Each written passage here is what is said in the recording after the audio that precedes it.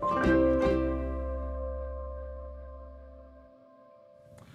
I'm Dr. Steve Grcevich. I am the president and founder of Key Ministry, and I'd like to share a little bit today about what some of the challenges are that children, teens, adults, and families impacted by mental illness face in trying to be a part of church. And so, in thinking about this, one of the things that's important to understand is that there are several factors that come into play that end up resulting in significant barriers to attendance at worship services and involvement in other important church activities that help folks to grow in their faith. And so that there are certain attributes associated with mental illness that make attending church challenging. But there are some other things that come into play where sort of the way that a lot of folks are wired who have some significant mental health conditions, clashes with other aspects of how we do church. And so one of the first things to think about is that there are things about sort of the culture of how we do church in terms of sort of our traditions and our habits and our practices for how we gather together, how we do worship, how people are invited to church in the first place, how we reach out to folks in the community that don't work as well sometimes as they should for people with significant mental health conditions. For example, one of the main ways that people get invited to church is that they're invited by a friend. What if you don't happen to have friends who belong to your church? How do folks get there? Somebody with social anxiety is likely to have a very difficult time if the first time they come to a worship service, you single out new attendees and you hand them a microphone and ask them to introduce themselves, for example.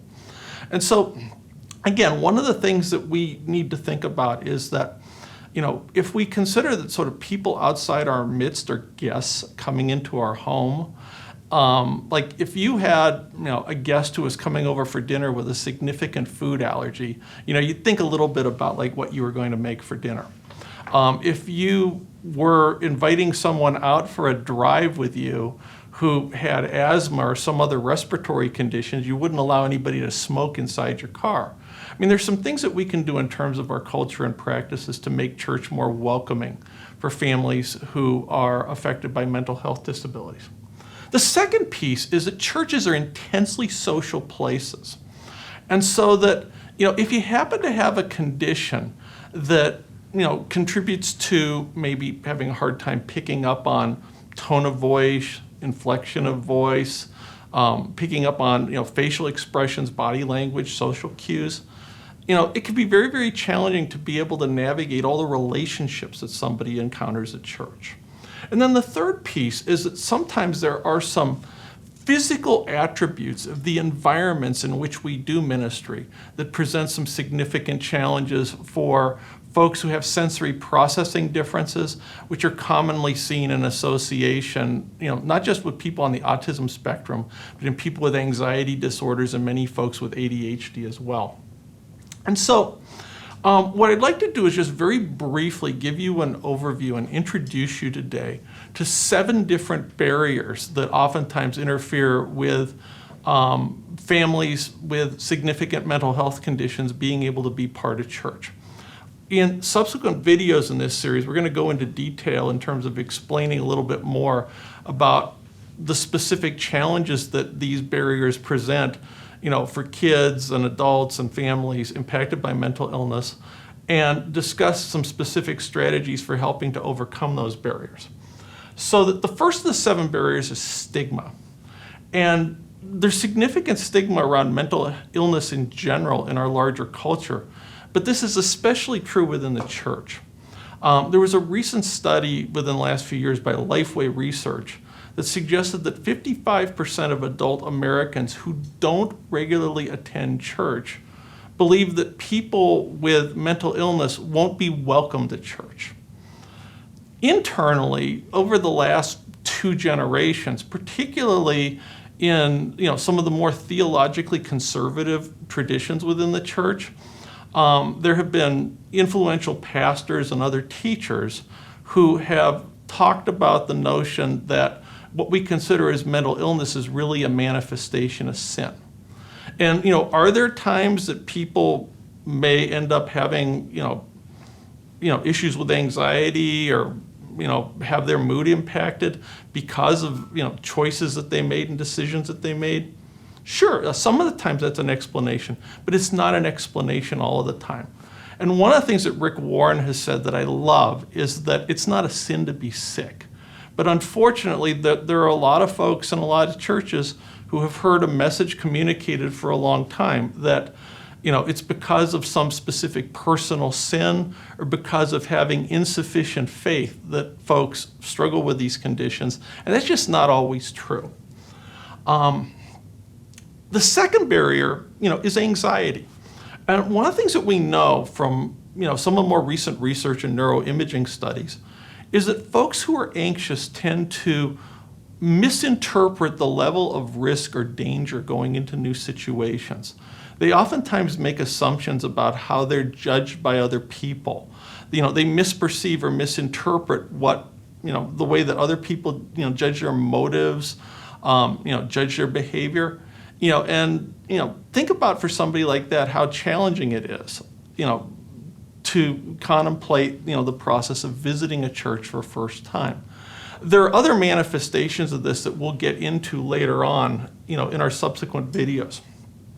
The third barrier has to do with challenges that folks with not just common but serious mental health conditions experience with executive functioning. And a way of thinking about executive functioning is that it's these are brain processes that basically oversee and regulate everything else that goes on in the brain.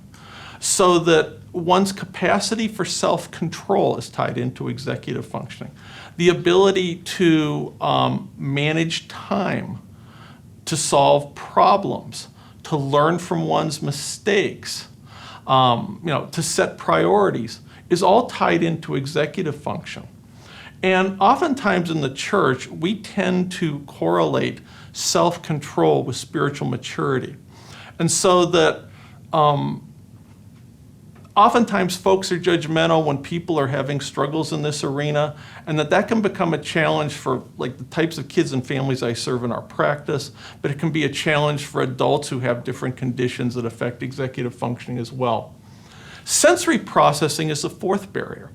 That we know that, again, folks with ADHD, folks with anxiety, many folks with autism spectrum disorders are either hypersensitive or hyposensitive to sensory input.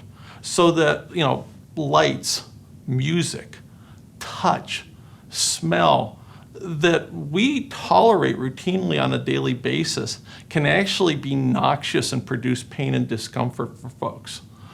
The fifth one is social communication. Again, as we touched on before, given like how many people you have to talk to and interact with at church, if you have a hard time picking up on social skills, what's it like trying to, integrate yourself into part of a small group? What's it like trying to volunteer? What's it like trying to assimilate into church? Those are all significant challenges for folks who wrestle with social communication. Social isolation is the next issue in that, if you have a mental illness or if you have a child or a family member with a mental illness, it's less likely that you're going to know people to invite you to church. We know that, for example, kids with mental health conditions are less likely to be involved with extracurricular activities. They're less likely to be involved in sports.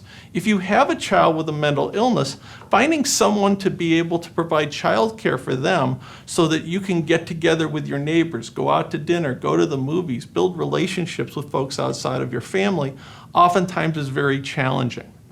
And then finally, our last barrier, is past history and family history of church involvement. We oftentimes say in our practice that the apple doesn't fall far from the tree. Roughly 75% of cases of ADHD can be attributed to genetics. We know that there are oftentimes multi-generational patterns of mental health issues that we see, in the families that we serve and the families we help churches to serve. That, for generations, if a kid has a mental health challenge, their parent may very well have a mental health challenge that kept them from attending church when they were young. The second piece related to this that is important to understand is that a lot of times we have to overcome the burden of past experience. That, if families have felt stigmatized or judged or had a negative experience of church, there are significant challenges that we face in trying to earn their trust and win them back to give church another try. So those are 7 key barriers that interfere with children and families and adults with mental illness from being able to attend church. In our next video, we're going to talk about 7 broad inclusion strategies your church may want to consider in developing a plan to help individuals and families to overcome those barriers. So thank you.